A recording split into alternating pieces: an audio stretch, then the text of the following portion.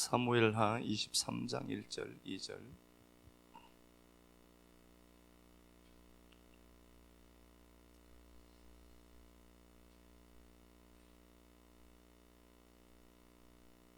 이는 다윗의 마지막 말이라. 이새의 아들 다윗이 말하며 높이 세워진 자 야곱의 하나님께로 비춰 기름 부은 자들이자 이스라엘의 물에 자라는 자가 말하더라. 야훼의 영이 나를 통하여 말씀하심이여 그의 말씀이 내 혀에 있도다. 아멘. 예, 기도하고 말씀 보도록 하겠습니다. 하나님, 다시 오지 않을 오늘이라는 시간을 선물로 주심에 감사합니다. 많은 것을 누렸던 솔로몬의 당부와 같이 우리는 잠시 있다가 사라질 안개에 불과함을 고백합니다. 악인이나 의인이나 사람이나 짐승이나 모두에게 끝이 임하지만 역사 속 허무주의에 빠져 사는 것이 아니라 지금 이 순간에 집중하며 오늘 행복을 선택할 수 있게 은혜 베풀어 주옵소서. 지금껏 내 영역이 아닌 내일을 통제하려 했고 그러지 못해 염려하고 걱정했습니다. 하지만 이제는 만사를 성취하시는 하나님의 일을 나는 다 알지 못함을 믿습니다. 아파하고 힘들어하고 고통스러워만 하는 것이 아닌 내일을 하나님께 맡기고 다시 오지 않을 지금 내게 주어진 모든 것에 감사합니다. 허무하게 끝나는 인생 속에서도 야훼는 내 목자시니 내게 부족함이 없음을, 하나님이 나를 이대로 버려두지 않음을 고백할 때 충만하게 임하는 하늘의 위로가 우리를 통해 배양되는 역사 있게 하옵소서. 그리스도 되신 예수님 이름으로 기도드립니다. 아멘. 예, 사무엘하 23장 1절 2절 이스라엘의 노래 잘하는 자라는 말씀의 제목으로 하나님 말씀 나누도록 하겠습니다. 원래 이제 지난 시간에 했었어야 됐는데 지금 합니다. 그 요셉 이야기를 하다가 제가 좀 남겨놓은 게 있어서 오늘 본문을 선택했습니다. 요셉을 보면은요, 그 49장이죠. 창세기 49장 22절 이하 말씀에 보면은 요셉이 이제 담을 넘는다. 이게 슈르라고, 담이 슈르라고 했습니다. 여기에 노래고 관점을 바꾸는 거예요. 높은 곳에서 아래를 내려다 보다는 단어입니다. 높은 곳에서 낮은 곳으로 내려다 보다는 겁니다. 관점의 그 변화를 이야기하기도 하죠. 그리고 이게 순수한 의미로 담이라는 단어도 갖고 있습니다. 이제 우리가 그래요. 사람이 살면서 우리가 살아가면서 이제 삶을 살잖아요. 삶을 살아가는데 똑같은 삶을 어떻게 해석하느냐의 문제는 참 다른 겁니다. 그래서 인생의 그 가장 큰 비밀이 뭐냐? 해석자라는 거다. 그렇죠? 해석을 어떻게 하느냐에 이제 방점을 찍는데요. 즐거움을 선택하고 그럼에도 불구하고 즐거움을 선택하고 가는 사람이 있습니다. 즐거움을 향상시키고 이쪽 편으로 무언가를 하려고 하는 사람들이 있고, 그런데 슬픔과 고통이 있습니다. 슬픔과 고통도 있는데요, 이걸 이제 소거하려고 여기에 에너지를 투입하는 사람이 있습니다. 이런 사람들은 보통 그렇게 생각하죠. 나도 저만큼 돼야 되고 이 정도 나이면 이 정도의 어떤 것들을 내가 가지고 있어야 된다라고 하는, 그 사람들이 정한 거죠. 그거 이 나이면은 이 정도가 돼야 되고 이 정도 아파트에 이 정도의 차가 있어야 되고 라고 하는 사람들마다 보통 그죠 관념, 보통적으로 만든 일반화된 그 관념을 끌어안고 살죠. 그래서 나는 이만큼 되어야 된다 있죠. 이거죠. 그래서 이 사람은 삶을 잘 사는 걸로 보이지만 슬픔과 고통을 제거하려고 몸부림칩니다. 그래서 이 사람은 절대로 인생의 즐거움을 맛보지 못합니다. 근데 이 두 방법이 있는데, 담이라고 하는 상황은 그대로 있죠. 그런데 이걸 내가 어떻게 바라보느냐의 관점은 상당히 중요한 겁니다. 이 관점을 내가 어떻게 가져가느냐는 거죠. 오늘이라고 하는 이 날을 내가 어떻게 행복하게 살고 오늘을 선물로 주신 하나님 앞에 허비하고 소비하는 인생 아니라 이걸 내가 누리는 겁니다. 그 카이로스라는 그 날로 누리는 거죠. 그래서 즐거운 일을 하는 대신 전부 슬픔과 고통을 줄이고 이걸 없애려고 하는데 힘을 다 써요. 그러니까 이 사람들은 집에 가면 설 힘이 없습니다. 삶의 자리에서요, 무엇이든 간에 즐거움을 선택할 수 있는 게 우리입니다. 어떤 환경과 상황이 우리에게 있다 하더라도 우리는 즐거움을 선택하고 적을 지향하면서 살아가야 돼요. 막 놀자 이게 아닙니다. 그 막 놀자가 아니라 하나님이 내게 수고하고 내가 낙을 누리는 것, 그것도 하나님의 선물이라고 했으니까 이걸 집중해서 가야 돼요. 이걸 집중해서 가야 되지, 슬픔을 없애고 내게 있는 이것, 잘못된 것, 아픈 것들, 슬픈 것들 자꾸 끊어내려고만 하면은 절대로 안 끊어집니다. 이건 에너지거든요. 생각입니다. 그래서 사람이 프레임을 바꾼다라고 하는 것은 생각을 먼저 바꾸는 거거든요. 생각을 바꿔야 되죠. 생각이 바뀌어야 되는데, 이 생각이 어떠냐 보면은요, 뉴런과 뉴런을 잇는 게 시냅스죠. 그 신경 체계가 있어요. 이게 지금까지 내가 썼던 뇌의 패턴들이 있어요. 뇌과학자들이 하는 소리입니다. 지금까지 내가 썼던 패턴 그리들이 있어요. 우리 뇌는 가장 이게 단순하고 쉬운 쪽으로 자꾸 이게 움직여 간단 말입니다. 그래서 지금까지 썼던 그 프레임을 내가 못 벗는 거예요. 그게 가장 효율적이니까, 내게는. 그런데 다른 정보가 들어오면은 다른 신호 체계가 생기거든요.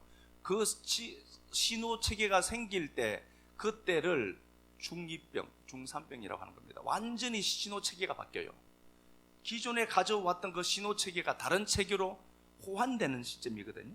그 시냅스가 막 A와 B 사이로 되어 있다가 A에서 C로 막 연결되는 시점이에요. 그러니까 질풍노도의 시기예요. 그러니까 걔들을 이해해 줘야 돼요. 살려고 하는 거거든요. 에너지가 그래도 나는 용서 못한다. 자, 어쨌든 봐요. 이게 생각의 패턴 거리가 다시 만들어져야 돼요. 그래서 하나를 계속해서 생각하고 반복적으로 생각하죠. 그러면 이 신호 체계가 다시 연결이 돼요. 그래서 뇌는 죽을 때까지 바뀌지 않는 게 아니라 가변한다, 바뀐다는 거예요. 사람이 바뀌느냐? 뇌과학자들의 말로 보면은 사람은 바뀔 수 있다. 바뀌려면 어떻게 되죠? 생각. 매일 했던 생각하면은, 돈 없는 생각, 부정적인 생각, 여기 하면은 이게 뭐가 좋은 게 달라붙겠어요? 이게 파장이 낮은 건데, 이게 파장이 낮은 거라니까. 이거 자꾸 끌어오죠. 또 자기가 끌어와 놓고 그 삶을 또 후회하고, 내 삶은 왜 이럴까 또 고백하고, 그러면 그것 나가서 또 끌고 오고 계속해서 선순환된단 말입니다. 삶의 목적은 담이 있어도 우리가 어떤 관점으로 바라보느냐의 문제입니다. 그래서 슈르라는 단어가 관점을 바꾸는 겁니다. 높은 곳에서 아래로 내려다보는 겁니다. 다른 거죠. 땅바닥에 딱 달라붙어 사는 인생들하고, 그걸 지렁이 같은 야곱이라고 했습니다. 지렁이는 땅에 딱 달라붙어 살거든요. 1차원밖에 없어요. 나밖에 없어요.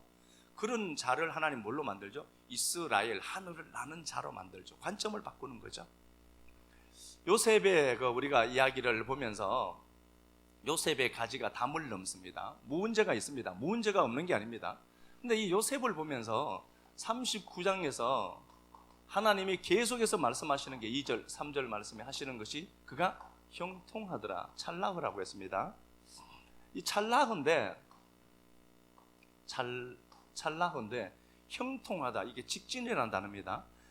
그런데 요셉은 분명히 감옥에 갇혀 있는데, 이 감옥에 갇힌 것 때문에 술 가는 장, 떡 맡은 관원장을 만났습니다.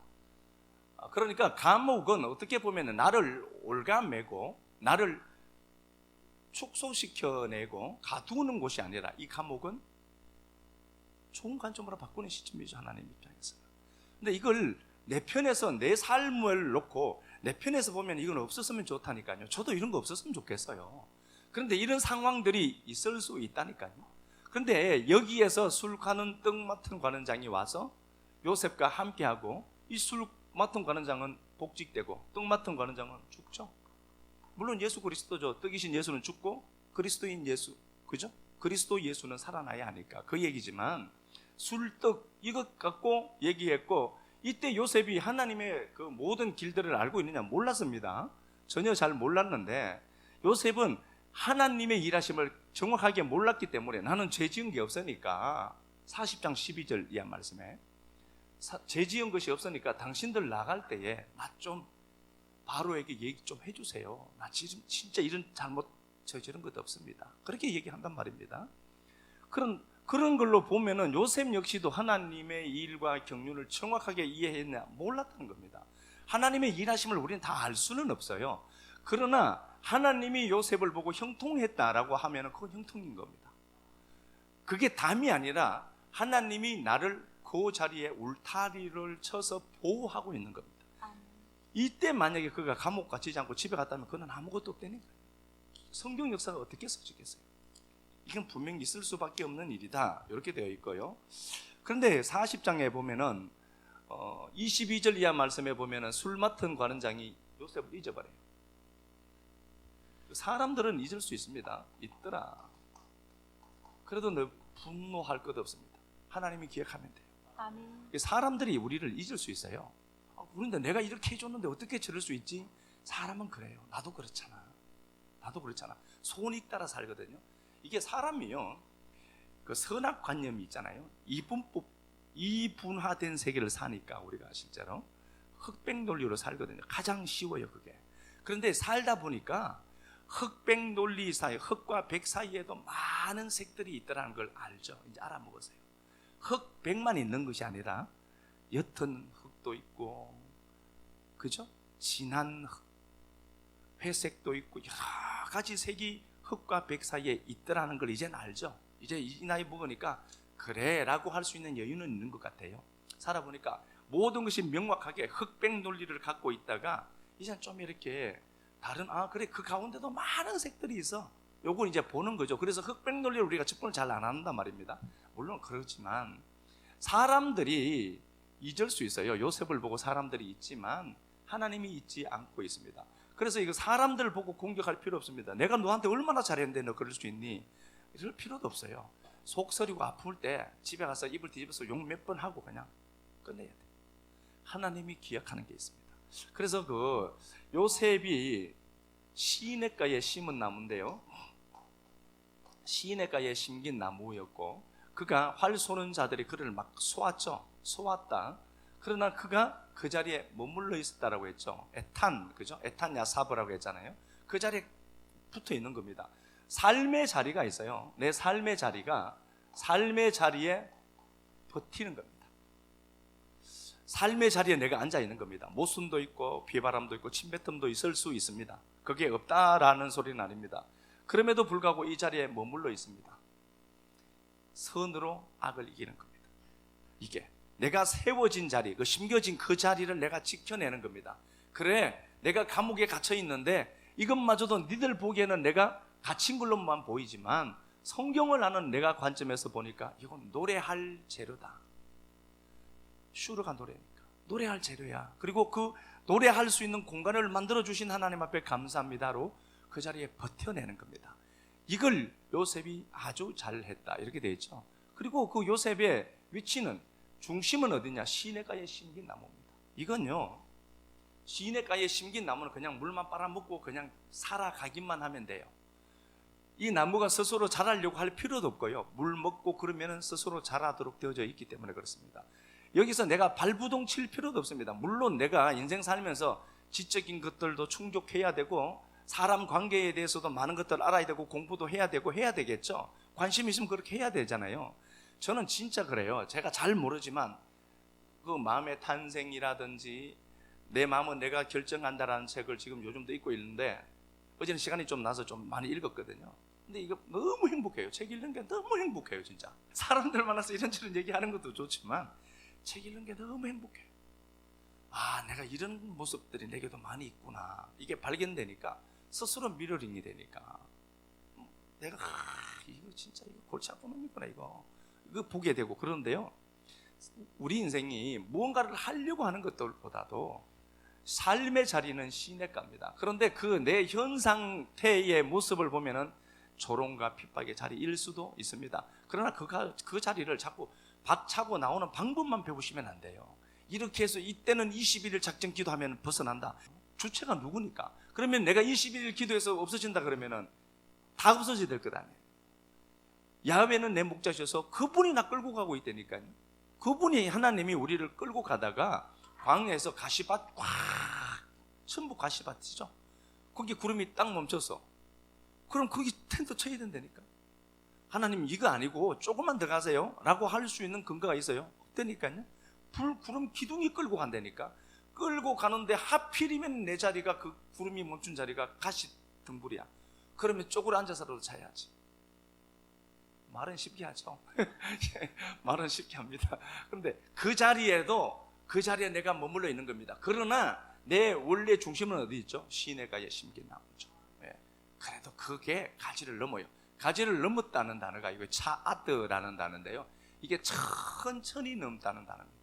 그러니까 보여지는 걸로는요 금방 어떤 역사가 안 나타나거든요.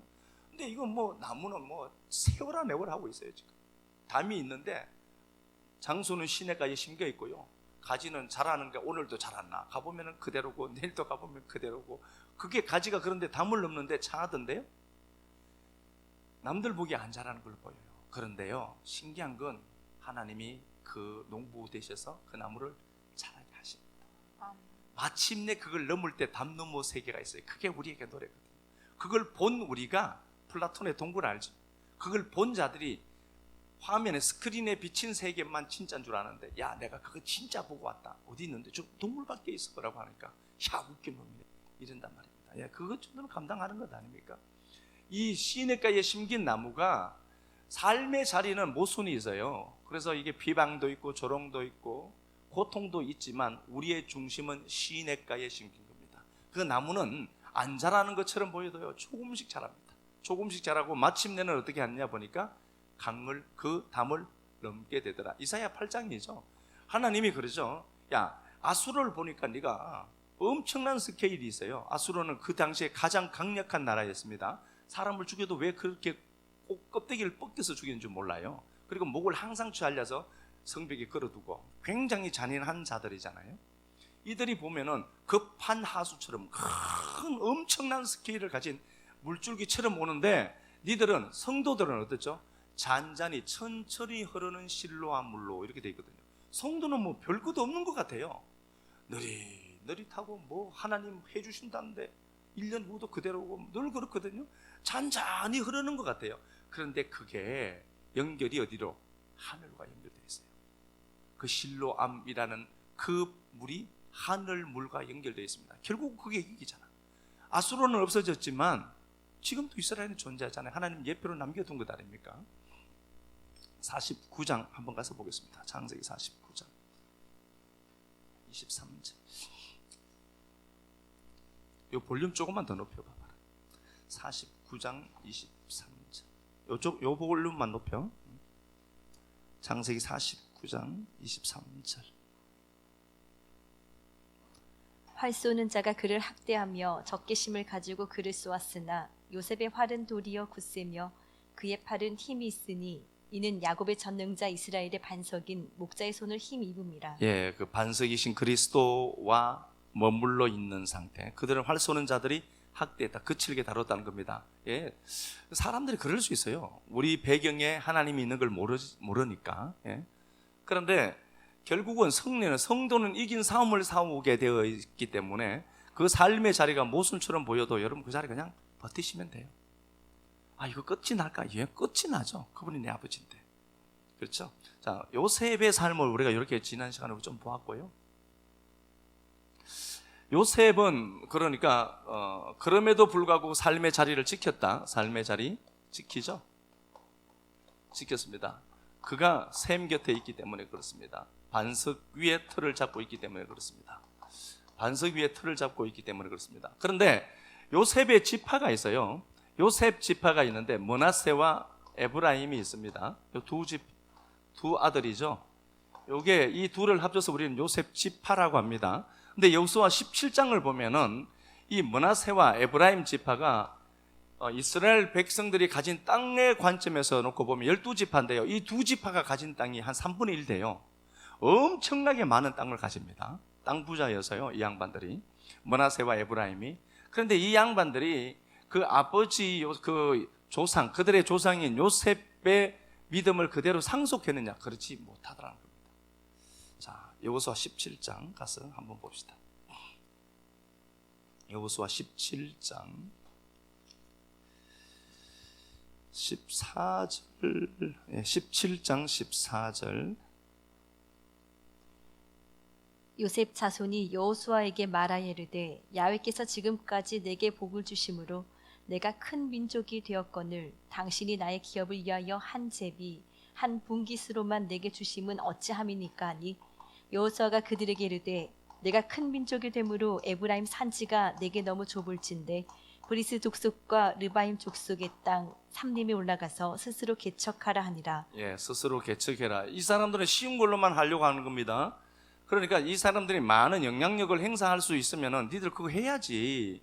왜 니들은 자꾸 쉬운 길로만 가려고 하니? 얘들은 지금 차지해야 될 공간이 있습니다. 분배받은 땅이 있는데요. 그죠? 분배받은 땅이 있는데 분배받은 땅을 이렇게 얘기하죠. 브리스 족속과 르바임 족속의 땅으로 올라가라. 브리스 족속과 또 르바임 족속, 예, 르바임, 레파임이거든요. 라파란다는데요. 요 라파인데 요 양반들이 거인들입니다. 그리고 그들은 철병거를 갖고 있습니다. 철기 문명을 이미 도입해서 갖고 있습니다. 브리스가 이게 파라스인데요. 이게 광활한 영토입니다. 영토가 넓은 겁니다. 영토가 넓습니다. 근데 이 문제를 보죠. 므낫세와 에브라임은 요나스의 직계 후손들이에요. 그럼 그 믿음이 그대로 상속되면 좋을 텐데 그렇지 못했던 겁니다. 이들이 뭘 보죠? 담을 보는 겁니다. 브리스가 넓은 영토를 갖고 있단 말입니다. 실제로도. 그러면은 걔들만 없애면 그 넓은 영토는 내 것 될 것 아닙니까? 그런데 사오기는 싫은 거죠. 편하게 쉽게 가려고 하는 겁니다. 르바임이 있습니다. 르바임이 거인들인데요. 요 철병거를 갖고 있습니다. 철병거를 갖고 있으니까 좋은 땅을 다 갖고 있겠죠. 철병거만 보시면 안 돼요. 철병거를 갖고 있다. 이 사람들이 그냥 대충 된 땅에 살겠어요? 가장 좋은 땅에 살겠지. 이것 갖고. 그러면은 관점만 바꿔서 놓고 보면은 철병거 없애면은 얘들 거 우리 땅 될 것 아니에요. 니들 그래야지. 그리고 니들에게 뭐가 있죠? 바라해라. 개척해라는 단어가 바라라는 단어입니다. 이거 제가 말씀을 드렸는데 요 단어가 하나님이 창조하실 때 썼던 겁니다. 하나님이 쓰시는 단어예요. 이걸 야 니들을 창조할 수 있어. 창조할 수 있어. 왜 그렇죠? 요셉 집하거든요. 야 니들은 이게 우리들이에요. 요셉의 이야기를 말씀하시고 이제 우리가 므낫세 에브라임 자리에 있는 겁니다. 야 니들도 그럴 수 있어. 요셉처럼 담이 있다고 슬퍼 울고 아파서 고통스러움만 하지 말고 그 삶의 자리에 있는데 너 분명히 그 담을 넘을 거야. 너 안에 이미 개척이라고 하는 바라라고 하는 하나님만이 쓰시는 이 단어를 우리에게 집어넣어 준 거예요. 너 그럴 수 있어 너는. 그런데 자기들은 아니라고 하죠. 그런데 여호수아가 예수란 말입니다. 예수아예요. 예수의 모형이잖아요. 그 여호수아는 끝까지 그들에게 다른 방법을 말해주지 않습니다. 가서 싸워라. 니들 것이 된다는 겁니다. 그러면은 우리도 지금 똑같은 거예요. 저놈이 철병거를 갖고 있어. 브리스 족속도 여기 있는데 얘들이 땅도 넓어요. 얘들도 강한 민족들이거든요. 그러니까 문제만 들컥 보이는 겁니다. 그러니까 쟤들은 저걸 갖고 있는데 난 못 갖고 있네. 그러니까 대한민국 사람들이 세계에서 가장 우울감이 크다는 거예요. 쟤들은 이러는 건데 나는 뭐냐는 거잖아요. 아니 그게 네 거니까. 그걸 네 거니까 네가 가질 수 있다. 담을 네가 넘을 수 있어. 그까짓 것 때문에 네가 죽을 거라고. 안 죽는다니까요. 죽을 것 같잖아요. 안 죽어요. 하나님이 우리에게 말씀하신다니까요. 야 네가 바라할 수 있어. 네가 내 새끼여서 너 창조할 수 있다. 이거 네게 돼. 결국은 누가 가져요? 가지잖아요. 다윗 때 다 이걸 가졌다니까. 그러니까 핑계 대지 말고 나는 약해.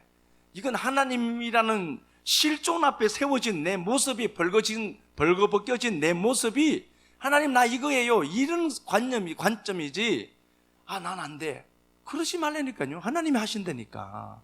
우리는 단지 시인의 삶의 자리는 지금 현재 있는 이 자리지만 시냇가에 심긴 나무예요. 하나님은 그 나무를 반드시 천천히라도 자라게 해서 담을 넘게 할 시점이 온다. 그런데 자꾸 슬픈 거 보고 없는 거 보고 너무 많이 가져 있고 있어요. 제가 만나는 사람들 보니까요, 너무 많은 거. 진짜입니다. 내가 가진 거 없다고요? 아유, 그런 소리 하시면 안 돼요. 너무 많이 갖고 있어요 지금요. 제가 만나시는 분들, 어떤 분들 보면은. 자, 우리 이제 말씀 갑니다. 봅시다. 이제 말씀 보는데 여호수아 18장 한번 가서 봅시다. 바로 그 뒤쪽이니까.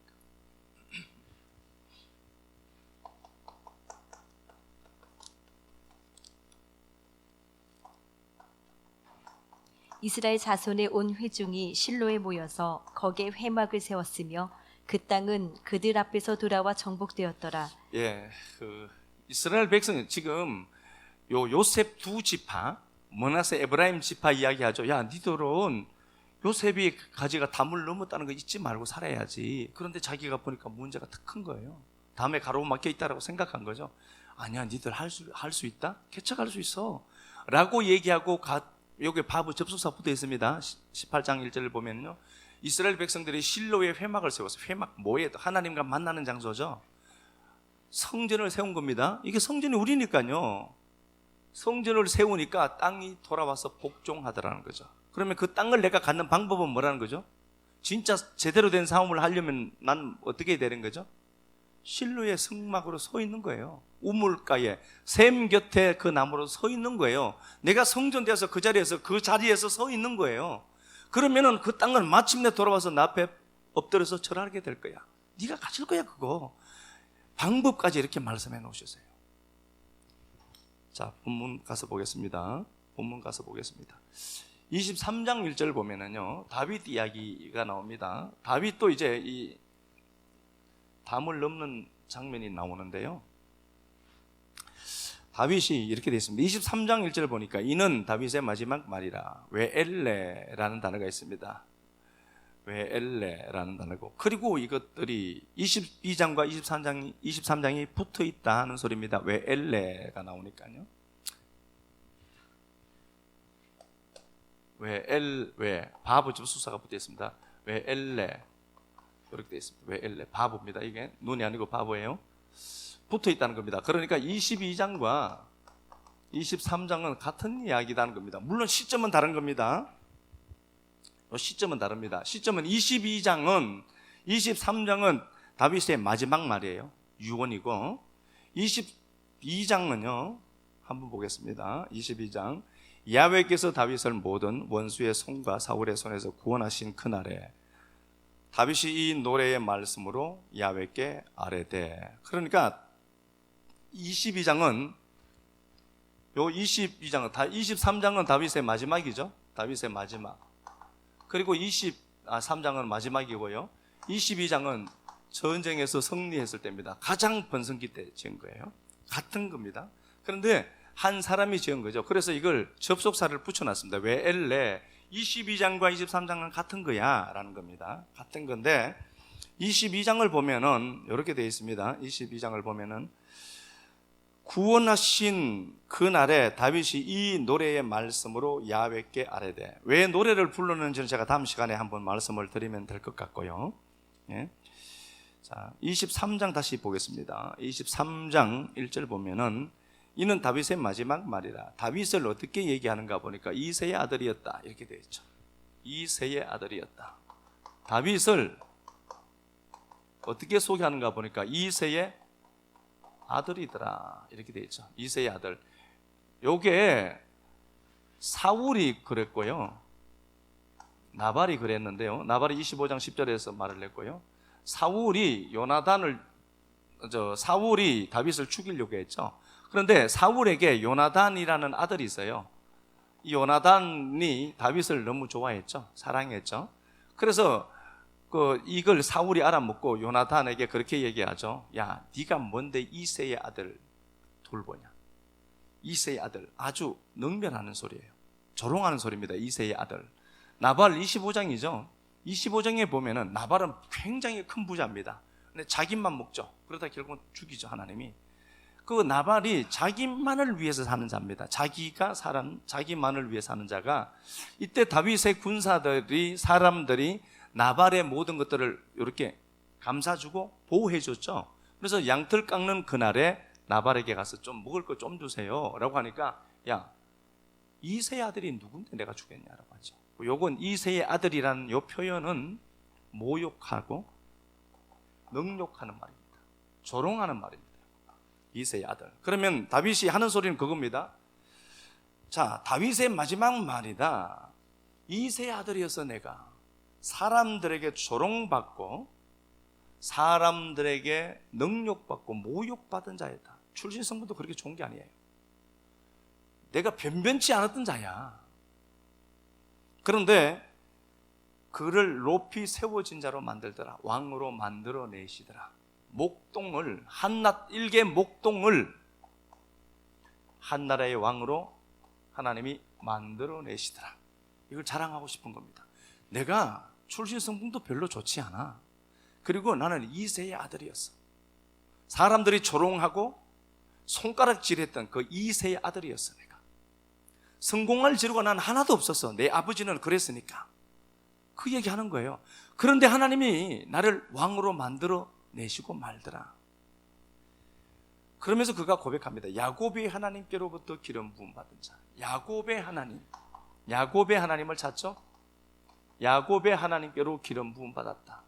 물론 예수 그리스도 이야기입니다. 전부 야곱의 하나님께로부터 기름 부음을 받았다.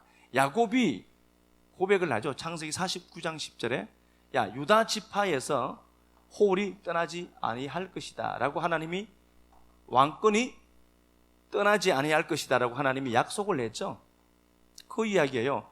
유다 지파에서 왕이 나온다 하더니 그게 내게 성취되었다는 겁니다. 약속은 성취된다는 겁니다. 야, 그러니까 다윗이 그 얘기를 하는 거예요. 22장 조금 이따 볼 텐데요, 22장과 23장 이야기를 같이 붙여놨습니다. 나 별 볼 일 없어서 이새의 아들이었거든. 그런데 하나님이 나 같은 인생도 높이 들어서 왕으로 만들어내더라. 왠지 알아?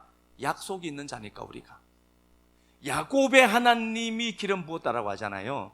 야곱의 하나님이 뭔가 보니까 49장, 창세기 49장에 야곱이 예언을 해요. 말씀으로 예언을 하는데, 야, 유다 지파에서 왕이 나온다. 그 이야기가 내게 성취되더라는 소리입니다.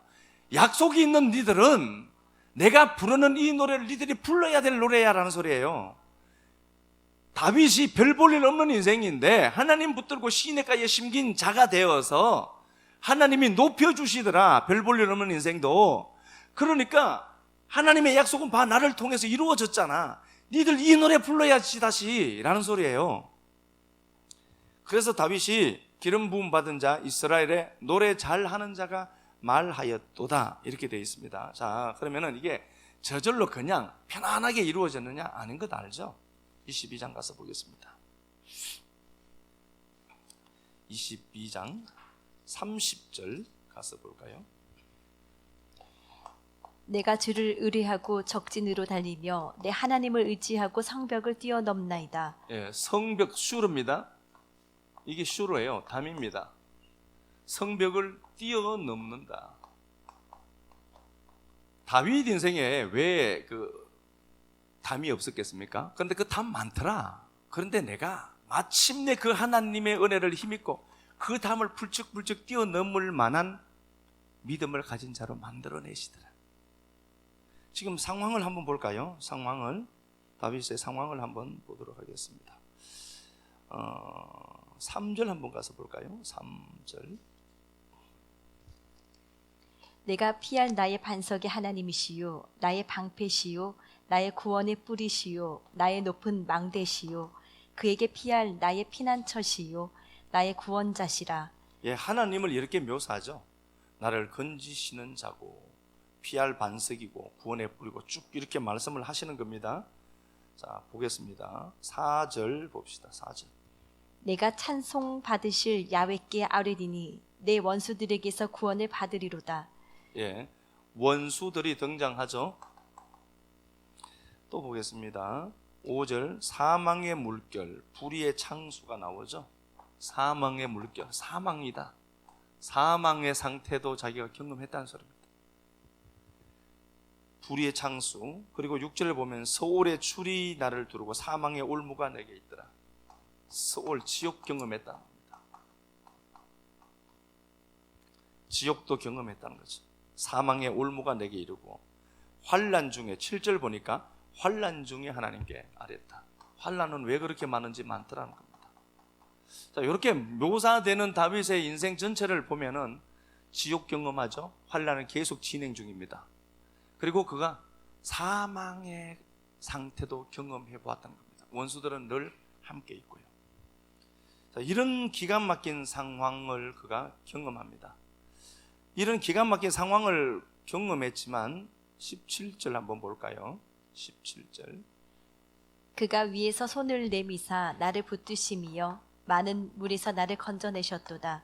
18절. 나를 강한 원수와 미워하는 자에게서 건지셨으며 그들은 나보다 강했기 때문이로다. 예, 분명히 다윗은 감당하지 못하는 존재들이 많습니다. 사망, 서올, 원수, 환난, 이것들은 다윗이 감당할 수 없는 자가 많습니다.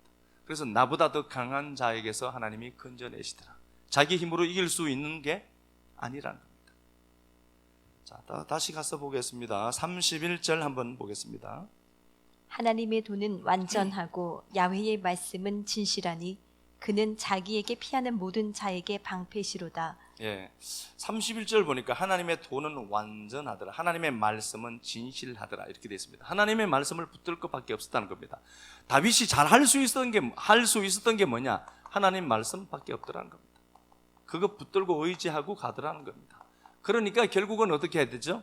다윗이 마침내는 그 슈르라고 하는 자기를 올가매고 자기를 힘들게 고통스럽게 했던 이 모든 것들을 뛰어노니는 자가 되게 하더라, 뛰어넘는 자가 되게 하시더라. 이런 상황들이 없다가 아니죠.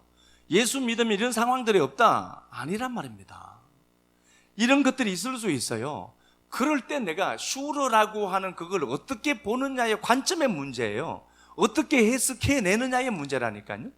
그런데 다윗은 지금 봐요. 나 아무것도 없어서 이새의 아들인데 이런 상황을 만났는데 결국은 하나님이 이 담을 뛰어넘게 만들어내시더라는 소리잖아요. 이게 다윗이 부르고 싶었던 노래예요. 다윗이 우리에게 이야기해 주는 거죠. 자, 보겠습니다. 29절 가서 보겠습니다. 야훼여 주는 나의 등불이시니 야훼께서 나의 어둠을 밝히시리다. 예, 하나님이 마침내 이 혼돈과 같은 어둠의 상태를 밝혀내실 것을 그가 믿고 있다는 소리죠. 다윗 역시도 이 담을 넘어요. 그래서 결국은 이 담이 그에게는 노래가 된 거죠. 그래서 노래 잘하는 자라고 한 겁니다. 내가 노래 잘하는 자야. 뭐 노래 잘 불렀다는 소리일까요? 그게 아니라 나 이런 것들 가운데 둘러쳐져 있었지만 그 슈르라고 하는 그 담이 내 노래의 바탕이 되더라는 거죠. 하나님 그래 하신다는 겁니다. 그러니까 하나님이 나를 왕으로 만드시고 야곱의 하나님이 내게 기름 부었던 것처럼 그 언약은 반드시 너에게도 성취가 된다는 거죠. 정말 믿었으면 좋겠어요. 별 볼 일 없이 이렇게 그냥 있다가 간다 아니라니까요. 하나만 더 보겠습니다. 여호수아 출애굽기 15장 한번 가서 봅시다. 출애굽기 15장.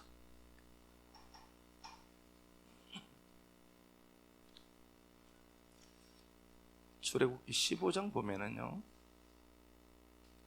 이스라엘 백성들이 마라의 선물 앞에 이제 도착하는 장면이 나와요.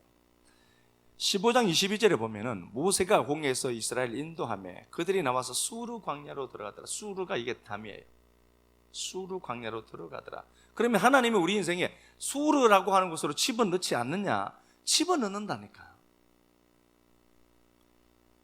수르로 들어가게 하시는데 수르 광야에 들어가서 3일 동안 물이 없습니다. 수르라고 하는 성벽이 쳐진, 담이 울타리 쳐진 이곳으로 집어넣더라.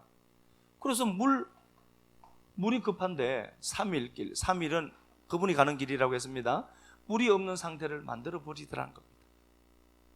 근데 하나님은 물이 없는 걸 만들어 물이 없게 해서 고통스럽게 하는 게 목적이냐? 아니라니까요. 이 물을 바꾸어서 이 물 곁에 뭐가 있죠? 하나의 나무가 있더라. 그게 생명나무예요. 생명나무. 십자가 예수라고 보기보다도 생명나무이신 그 실체잖아요. 이걸 집어넣으니까 물이 달아서 바뀌더라는 겁니다. 이게 마라라고 했잖아요. 마라. 요 마르라는 단어에서 왔는데 요게 고통, 탄식하는 것, 슬픔으로 한탄한 상태를 얘기하는 거거든요. 자, 봐. 니들이 이런 거다. 그래서 우리를 요 마라의 선물 앞에 딱 도착하게 하죠. 수르라고 하는 다문을 딱 쳐서 딱 보니까 내가 피가 나는 자야. 난 아무것도 없는 인생이야. 진짜 너무 고통스러운 거죠. 아니야, 그거 네 인생 고통스럽지. 그거 너 담인 줄 알지? 이거 아니라니까. 너 나를, 하나님이 우리를 어떻게 하죠? 바꿔내겠다는 소리예요. 단물 나는 인생, 즐거움이 막 뿜어져 나오는 인생으로 내가 바꿔낼 거다. 그리고 그들을 하나님이 끄집어내서 어떻게 보내죠? 종려나무가 많은 그곳으로 70 오아시스가 있는 12샘 70 종려나무가 있는 이곳으로 바꿔내죠. 야, 이게 진짜 니들의 모습이야. 그러니까 내가 수르 광야에 지금 갇혀서 물이 없어서 고통스럽죠. 이게 내 모습이 아니라니까요. 이게 절대로 여러분 이것 보고 자포자기하거나 허무주의에 빠지거나 절대로 그럴 필요 없어요. 이게 진짜 내가 아니에요. 하나님 여기서 나를 경험해서 야, 봐, 네가 안 되지, 네 힘으로 안 되지, 내가 한다니까를 보여주고 어디로? 12샘으로, 엘림이라고 하는 12샘이 있는 그곳으로 옮겨내죠. 야, 이게 진짜 너야. 하나님이 이렇게 하신다니까. 그래서 19절 보니까, 15장 19절 보니까 미리암의 노래가 나와요. 이스라엘 백성들이 전부 노래를 불렀는데 왜 미리암의 노래를 여기 또 기록했을까요? 물론 미리암의 노래는 홍해를 건너게 하신 하나님을 찬양하는 거죠. 그런데 이 이야기를 같이 말의 선물 사건하고 같이 끼워 놓아놨다니까요. 이 미리암이 뭐니까? 미리암이 반역하다는 단어예요. 이게 마리아잖아요. 마리아. 미리암이 반역하는 자들, 이게 메리니까 이게 반역이거든요. 미리암이 야, 반역하는 니들도 노래 부를 수 있다. 니들이 반드시 노래하게 될 거야 라는 소리예요. 반역하는 인생들아, 니들은 나를 노래하게 될 것이다 라는 소리입니다. 이게 미리암이니까, 미리암이 말하네요. 그래서 반역하는 마리아에게 찾아와서 예수가 잉태돼서 온 거죠. 우리 얘기 아닙니까? 우리 안에 예수가 들어온 것 아닙니까? 마리아 들이어야 된다니까. 그거 마리아의 노래. 다음 시간에 우리가 말씀 보면 될 것 같고요. 어쨌든 오늘 요 말씀 보면서 별 볼 일 없는 인생도 이새의 아들도 높이 세워서 기름 부으시더라. 야곱의 하나님이 언약을 완성해 내시더라. 내가 수르 광야에 갇혀 있더라도 이게 내 진짜 모습 아니다. 나는 엘림으로 갈 것이다. 찬양 우리 한번 드립시다. 힘없고 나약한 요셉, 수동적인 삶으로 살아갔지만 그를 높이 들어 올려내셨던 아버지 하나님, 그 인생의 회복을 샘 곁에 심긴 나무였고 그는 이스라엘의 반석인 목자 그 예수 그리스도를 의지하였기 때문이라고 고백하고 있습니다. 때로는 더딘 것처럼 보이고 넣는 것처럼 보일 수 있습니다. 그러나 샘 곁에 주소를 둔 이 나무는 반드시 차아득해서 담을 넘을 것을 확신하기에 오늘 내게 주어진 그 자리에서 모순처럼 보이는 이 상황 속에서 하나님께 형통함을 입은 자로 서 있습니다. 이새의 아들 다윗은 볼품도 없고 아무것도 없는 자였지만 야곱의 언약을 완성해내신 하나님이 유다 지파에서 왕을 만들어내셨던 그 하나님으로 다윗에게 소개되었고 높이 들어 올리셔서 마침내는 그 다윗 노래되게 했던 하나님, 그 하나님이 우리와 다윗의 하나님이 우리의 하나님인 것은 동일할진데 하나님 오늘 이 말씀 듣고 힘을 얻고 이 말씀이 생각의 재료가 되고 이 말씀이 노래의 도구가 되도록 권총을 베풀어만 주옵소서. 수르 광야 한가운데 있습니다. 울타리 쳐졌고 높은 담벼락밖에 없는 아무것도 없는 그 광야 한복판의 한가운데에 내 등 젖은 존재로 서 있습니다. 단물 같은 인생 바꿔내시려고 선물인 나를 알게 하신 아버지 하나님, 이 모습이 네 모습이 아니니까 두려워하지 말고 낙심하지 말고 아파만 하지 말라고 말씀하셨고 마침내는 선물을 단물로 바꿔내시고 70 종려 12샘이 있는 큰 넓은 곳으로 옮겨내셔서 이게 니들의 진짜 모습이다라고 말씀해 주신 하나님이 우리 아버지여서 고맙습니다. 사랑하는 내 아버지 하나님, 미리암의 반역, 그럼에도 불구하고 그를 통해서 노래를 만들어내셨던 내 하나님이 우리 하나님인 것을 믿고 우리 식구들 이제 돌아갑니다. 삶의 자리로 돌아갈 때 하나님 크고 작은 일들 가운데 낙심치 않고 그 하나님 붙들고 그 하나님 재료 삼아 생각하고 하나님 붙들고 일어나는 식구들 많아지도록 은혜 베풀음만 주옵소서. 휴가철이어서 하나님 이 모습 이런 저런 상황 속에 또 아버지 식구들 빠져 있습니다. 지켜주시고 보호하여 주시고 어느 곳에서 예배 드리더라도 그 예배의 주인공만 되게 축복하옵소서. 주님 앞에 드린 시간들, 물질들, 헌신들, 섬김들 기억하시고 복으로 충만하게 갚아주시길 소망하며 사시는 그리스도 예수님 이름 받들어 축복하고 기도드리옵나이다. 아멘.